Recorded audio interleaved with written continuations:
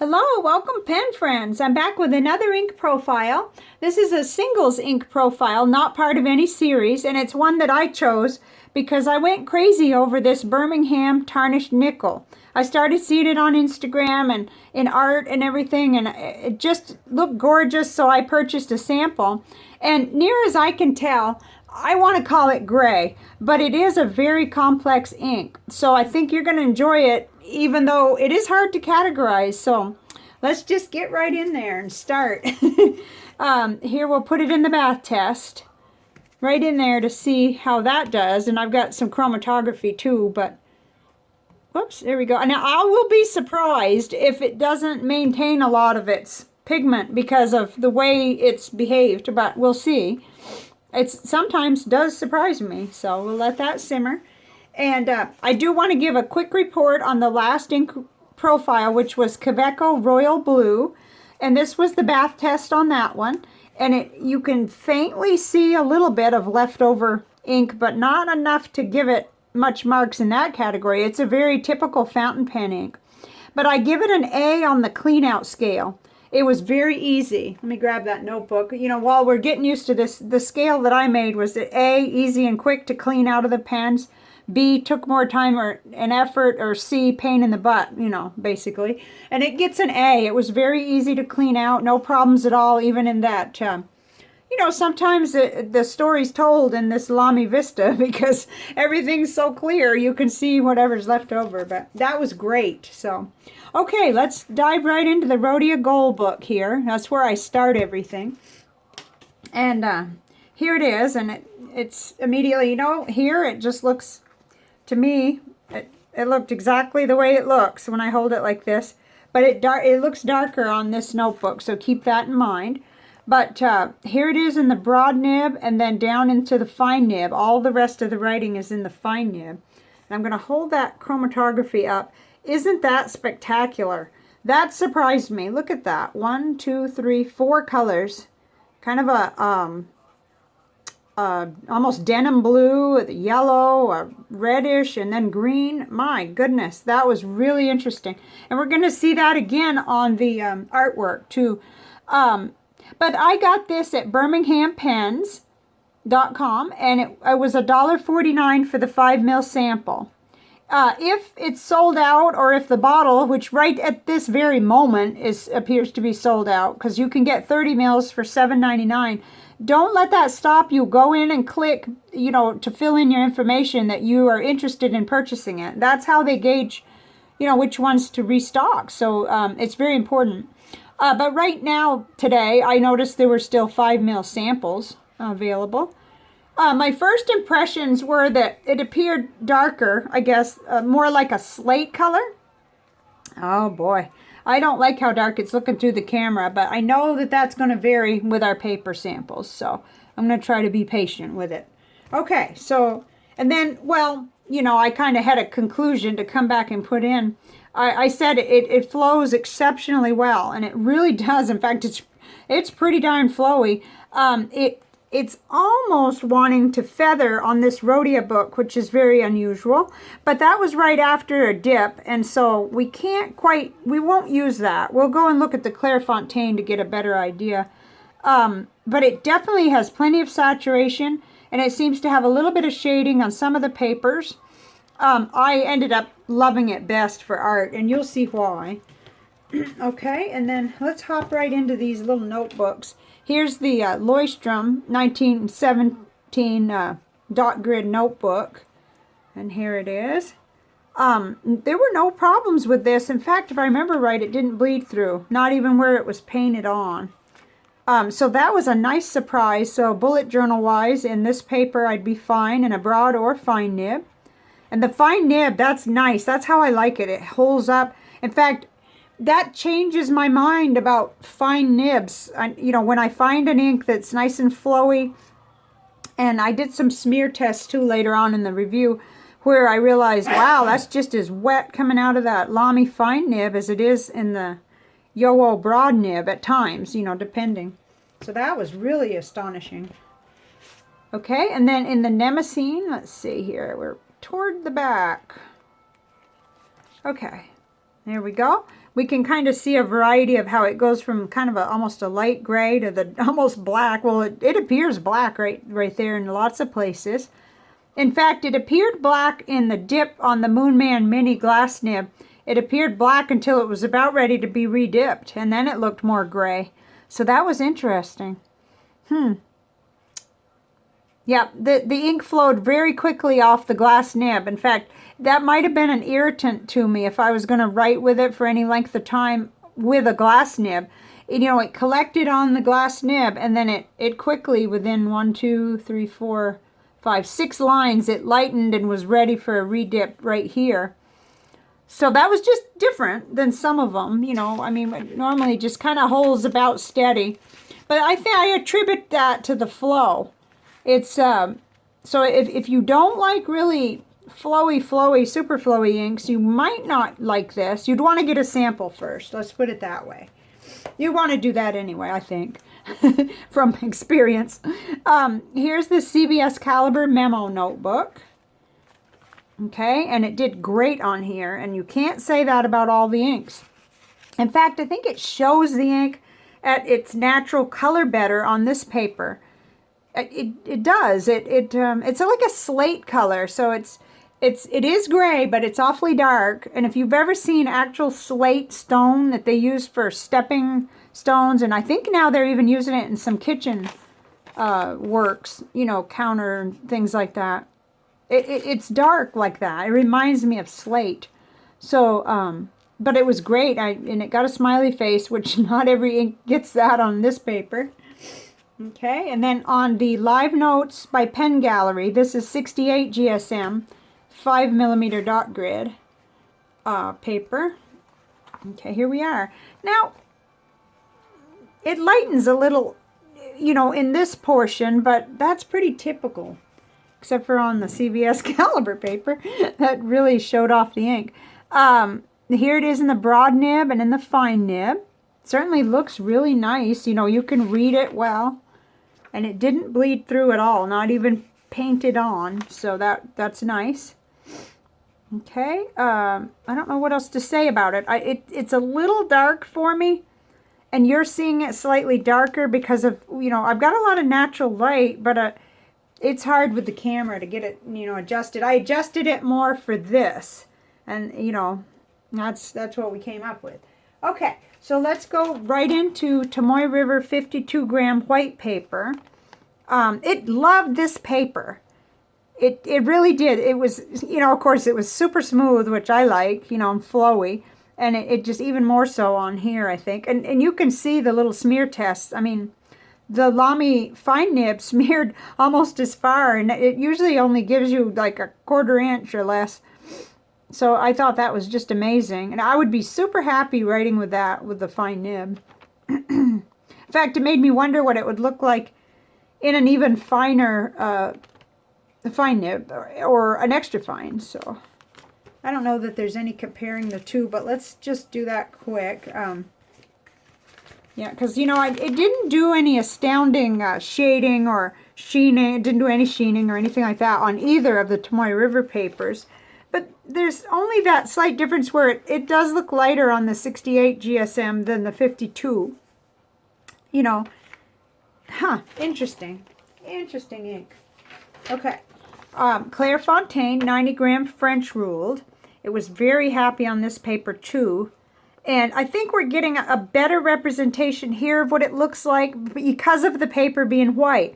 In that Rhodia Gold book, it looked black, and it's not quite looking black here. It's definitely to the eye anyway. It's looking grayish with interesting hints in it. So anyway, there we have it. Broad nib and fine nib. It would be perfectly at home on that Clairefontaine paper. I forgot to turn that over here. Okay, there was, you know, some, interesting, it looks red. On the back of the Tomoe River 52 gram, we did have a little bleed through. But that's pretty typical, you can see with all the other inks we did. All the Kavekos, except for Smoky Gray, did that same number. So, oh my goodness, I'm making a mess. Okay, here comes Rhodia 80 gram dot grid paper. It's nice on here. You're seeing it darker than I am. I apologize for that. But it actually had the most shading probably on here. That it's not an ink I would purchase for the shading, but you see it sometimes, so it's not bad at all on this Rhodia. In the broad and in the fine nib. Stands right out in the fine nib, actually. Nice and dark. Here's the Hamlin Optic paper, and I had a little issue here because it really needed to be re-dipped about right there, so darn, we're seeing, you know, we're seeing the lighter side of it, and then we re-dip and we're seeing the darker side, so that's, you know, I love this pen. But, you know, it's you got to be aware that it's a fountain pen nib and feed on a dip pen, and so you are going to have a little bit more saturation when you start. So, and then here's the fine nib down here, but look great. Now, we were seeing about the same smear that we did in the beginning, so I think, I don't know, it just stays nice and wet in both nibs. That's what I concluded. There. Okay. All right. Now that is a surprise that it's blue, but that's what I thought. I thought that it was going to end up being semi-permanent, not, you know. But you see that it doesn't look gray or black anymore. It looks blue. That's really interesting, isn't it? It's amazing what we find out. Okay, so I've got two panels. I've got the original gray panel, but I'll show you first the one I did for today. Okay, and here it is. Let's see if we can get some sort of straightness going. Okay, it's right in the middle, and to me it pops out as the darkest ink, and it began to worry me that perhaps I should have been using black inks instead of gray to compare it with, but I didn't.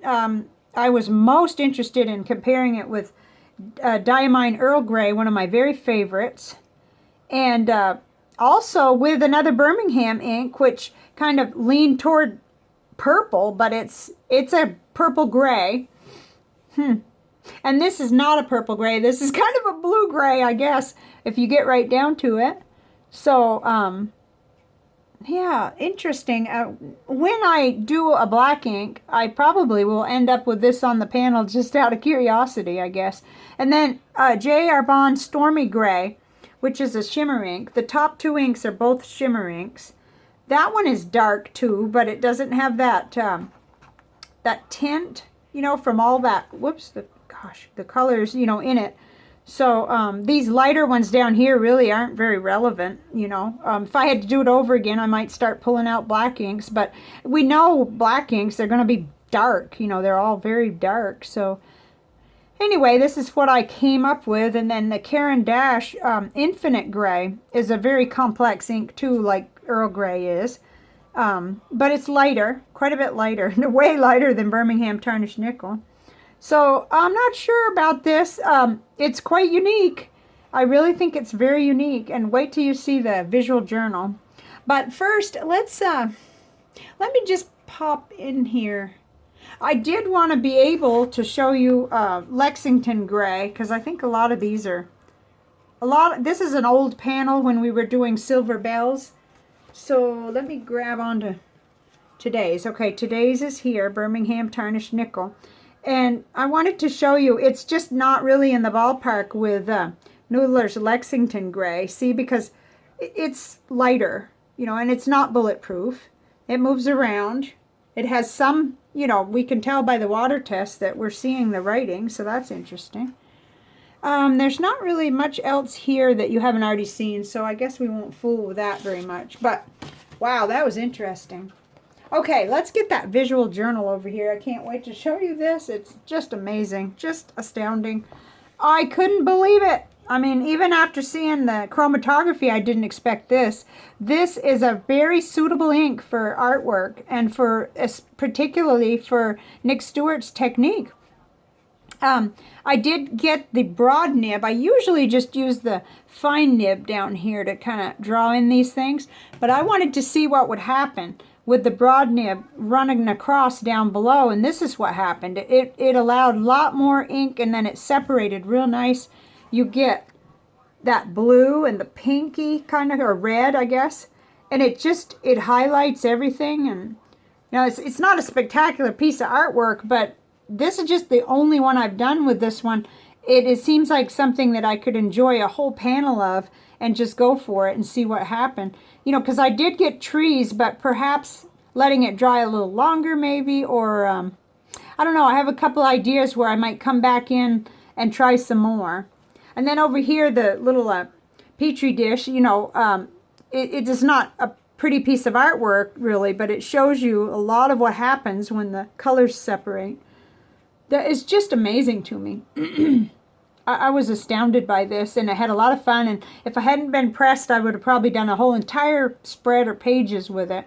I had planned to go back and do some more. One other thing I wanted to say about this ink, which I have not figured out yet, is that, you know, I started with 5 mil, which would be, where would that be? Somewhere up here. And I'm down to 2.5, not even 2.5. I don't know where this ink is going. I'm not spilling it. I did notice that these don't leak, but the top, I don't know, it gets pretty messy at times around the, I don't know, you know, and I've cleaned it off a couple times, but that would only account for a couple drops. And I've written some letters with it, but not like I've gone to town and written 10 letters with the ink. So I really used a lot. You know, I used at least 2 mils. You know, all gone. Like if this had been 2 mils, I'd have been in a heap of trouble trying to finish the review. So I just thought I'd mention that. Okay, so I want to show you some mail that came in this week. It's exciting, really exciting. Let me get this out of the way. And our little handy water so it doesn't spill all over the place. I got 2 samples that were sent by a pen friend. And one is one that I used to have, Diamine Sherwood Green, and I ran it right out. And then the other one is one I've never had, Parker Quink Blue Black. So I've got these 2 nice samples. And thank you, pen friend, whose initials are up there in the top right-hand corner. You know who you are, and I'll be writing to you. This is really a nice ink. I like it. It's quite blue, but it's really pretty. And then the Diamine Sherwood Green, I'm thrilled to have that back into my green container because I like to compare this with other deep greens. And what a nice thing to do. I guess the person heard me mention that I had run it out on a video. Okay, and then yesterday I got these awesome little goodies sent to me. This is a cigar box, and the person has put Chris and then Inky Friends on here, and it's the neatest thing because you slide it open, and then they even included a pen, which I have to explore, and it looks like a piston filling pen, and it has like a painting end. So what a neat thing. But there were 2 of these cigar boxes, and what I was thinking of, I thought, oh, this is so nice. You know, she's made the dividers and everything. And I thought, I've got a lot of pens that I'm yet to review that would go right in here, and then I could kind of give them a better home than where they are right now. Whoops, I didn't mean to bounce us around. So, I mean, this is one that came from another friend, but thank you very much, Penny. I appreciate this so much.